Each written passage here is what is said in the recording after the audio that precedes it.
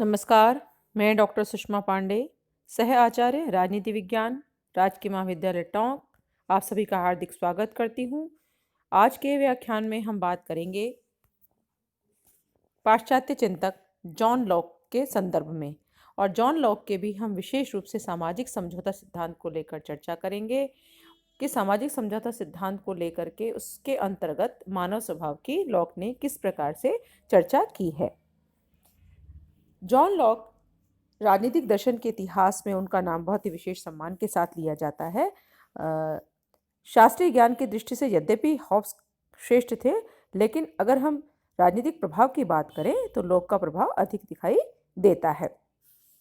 Lock जो है वो राजनीतिक चिंतन में उदारवाद के सबसे महत्वपूर्ण समर्थक के रूप में जाने जाते हैं, और या दूसरे शब्दों में हम ये कहें कि उदारवाद की नवीन विचारधारा का प्रतिनिधित्व करने वाले पाश्चात्य विचारक हैं, तो इसमें कोई संशय की बात नहीं है। क्योंकि क्योंकि उदारवाद क्या है?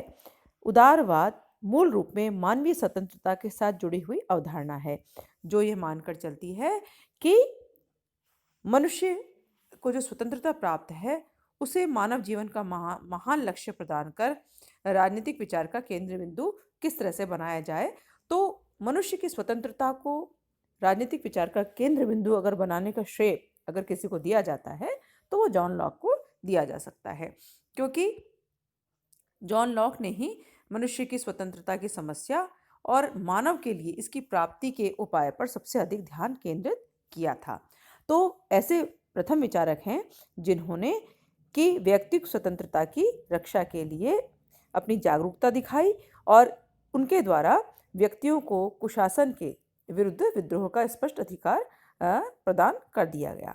तो इस प्रकार जॉन लॉक हैं वो एक ऐसे मानवीय स्वतंत्रता के स्वरूप की स्थापना करना चाहते हैं जो कि मूल रूप में व्यक्ति के विकास और साथ ही साथ मानव के जीवन का एक मुख्य केंद्र बन जाए, और साथ ही साथ राजनीतिक विचार का केंद्र बिंदु भी वह बन जाए।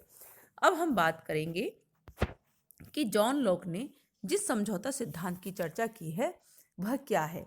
तो सामाजिक समझौता सिद्धांत को वैज्ञानिक ढंग से अगर प्रतिपादित करने वाले दार्शनिकों की हम बात करें तो उसमें हॉब्स और रूसो के साथ साथ जॉन लॉक का नाम भी बहुत अत्यधिक उल्लेखनीय है। लॉक का जो सामाजिक समझौते के अगर सार की बात करें, अगर सारांश रूप में कहें तो हम कह सकते हैं कि लॉक ने जो है वो निरंकुश राजतंत्र के स्थान पर वैधानिक राजतंत्र की स्थापना की, और साथ ही साथ उसने पार्लियामेंट की अंतिम सत्ता को स्वीकार करना नितांत उचित माना, उसका न्याय संगत माना। तो जब हम बात करेंगे समझौता संबंधी विचारों की तो सर्वप्रथम हम चर्चा करेंगे मानव स्वभाव की। जैसा हमने हॉब्स में भी चर्चा की थी कि मानव स्वभाव कैसा होता है, लेकिन अगर हम बात करें मानव स्वभाव के स्वरूप की तो हॉब्स का जो मानव है बिल्कुल भिन्न है लॉक की मानव स्वभाव की व्याख्या से। जॉन लॉक कहते हैं कि मनुष्य जो है कैसा है, इससे पूर्व वो कहते हैं कि सामाजिक जो समझौता सिद्धांत है उसकी संपूर्ण जो रचना है वो किस आधार पर की जानी चाहिए, मानवीय स्वतंत्रता की रचना को ध्यान में रखकर होनी चाहिए। इसलिए जॉन लॉक ने अपने समझौता सिद्धांत में मानवीय स्वतंत्रता का जो लक्ष्य है उसको पूरे केंद्र में रखा है और उसका पूरा ध्यान रखा है।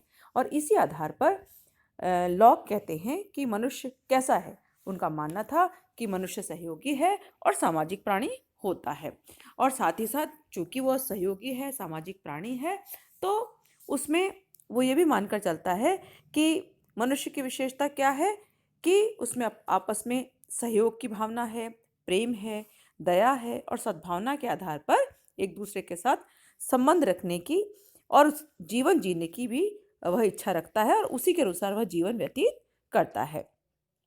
तो इस प्रकार अगर हम जॉन लॉक के अनुसार मानव स्वभाव की बात करें तो हम कह सकते हैं कि जॉन लॉक का मानना था कि मनुष्य अपने विवेक बुद्धि से एक ऐसी नैतिक व्यवस्था को स्वीकार करता है और उसी के अनुसार अपना कार्य करना समझता है या उस अपना कर्तव्य को करना समझता है। और साथ ही साथ वह यह भी मानता है कि मनुष्य जो है स्वभाव से एक ऐसा सामाजिक प्राणी होता है जो कि आपस में सहयोग के साथ जुड़ा हुआ है। तो इस प्रकार जहाँ तक मानव स्वभाव की बात है, तो यहाँ हम लॉक की बात करें और हॉब्स की बात करें, तो हॉब्स में मनुष्य के में जिन प्रवृत्तियों को देखा, उसके अनुसार उसने मानवीय गुणों की बात की, लेकिन हॉब्स ने मनुष्य में केवल पार्श्विक प्रवृत्तियों को देखा। अब हम चर्चा करेंगे कि हॉब्स और लॉक के जो मानव स्वभाव संबंधी विचार हैं, उनमें क्या भेद है, क्या अंतर है। तो जैसा पूर्व व्याख्यान में मैं आप लोगों को बता चुकी हूँ कि हॉब्स ने मनुष्य को कैसा माना है। मनुष्य लालची है, मनुष्य क्रूर है, पाश्विक है, एक दूसरे के खिलाफ विरोध करने से भी पीछे नहीं हटता, वह नरसंहार करता है, हिंसक है, और उसका जो जीवन है वो निर्धन है, कुत्सित है। बहुत सारी ऐसी बातें हैं जो उसके जीवन और उसके स्वभाव से जुड़ी हुई हैं। लेकिन अगर हम तुलनात्मक रूप में हॉब्स और लॉक के मानव स्वभाव संबंधी विचारों की चर्चा करें, तो हॉब्स का जो मनुष्य है, यानी जिस तरह के मानव स्वभाव की हॉब्स ने कल्पना की है, उसमें मनुष्य केवल कैसा है, केवल जंगली पशु के समान है, जिसमें कोई संस्कार नाम की चीज़ नहीं है, कोई सामाजिकता का लक्षण नहीं है, बल्कि वह हमेशा संघर्षशील रहता है, संघर्ष करता रहता है, और उसको हमेशा डर और भय रहता है इस बात का कि कहीं उसका जीवन समाप्त ना हो जाए, कोई उसकी चीज़ को ना छीन ले, उसका जीवन को बचाने का जो भय है वो उसको हमेशा सताता रहता है। लेकिन दूसरी ओर लॉक क्या कहता है, लॉक का मानना है कि मनुष्य तो एक नैतिक प्राणी है। क्यों? क्योंकि उसने देखा कि हॉब्स ने तो क्या देखा था, केवल मनुष्य में पाश्विक प्रवृत्ति, केवल संहार की, हिंसा की प्रवृत्ति को देखा। लेकिन लॉक ने माना था कि नहीं, मनुष्य हॉब्स के मनुष्य की तरह नहीं होता, बल्कि उसका मानना था कि मनुष्य में मानवीय गुण हैं और उन मानवीय गुणों पर बल दिया जाना चाहिए। तो वो इस रूप में वह कहता है कि मनुष्य चूंकि एक नैतिक प्राणी है और अपने विवेक तथा बुद्धि से एक नैतिक व्यवस्था की सत्ता को स्वीकार किया जाना चाहिए। तो इस प्रकार जो लॉक का मनुष्य है, एक नैतिक व्यवस्था और नैतिकता की बात करता है, और उसके अनुसार कार्य करना अपना कर्तव्य समझता है। एक और हॉब्स का मनुष्य घोर स्वार्थी है। हॉब्स ने जिस तरह के मानव स्वभाव की चर्चा की है, उसके अनुसार उसने मनुष्य को क्या बताया, घोर स्वार्थी, और ये कहा कि वो हमेशा सतत संघर्ष और युद्ध की जो स्थिति है उसी में लगा रहता है और वही उसका मूल कर्तव्य है। लेकिन लॉक कहता है कि नहीं, मनुष्य ऐसा नहीं है। मनुष्य केवल झगड़ालू नहीं है, बल्कि वो कहता है कि मनुष्य तो स्वभाव से ही कैसा होता है, परोपकारी होता है, दयालु होता है, सहयोगी होता है और समाज प्रिय होता है। क्यों? क्योंकि उसका मानना था कि मनुष्य जो एक सामाजिक प्राणी है, तो उसमें पार्श्विकता के लक्षण नहीं हो सकते, बल्कि, और यह भी वो साथ में लॉक कहते हैं कि मनुष्य के स्वभाव में जो ये गुण हैं, चाहे वो परोपकारिता का है, दयालुता का है, समाज में अपनी सक्रिय भूमिका निभाने के साथ सहयोग की बात करने की बात वो करता है।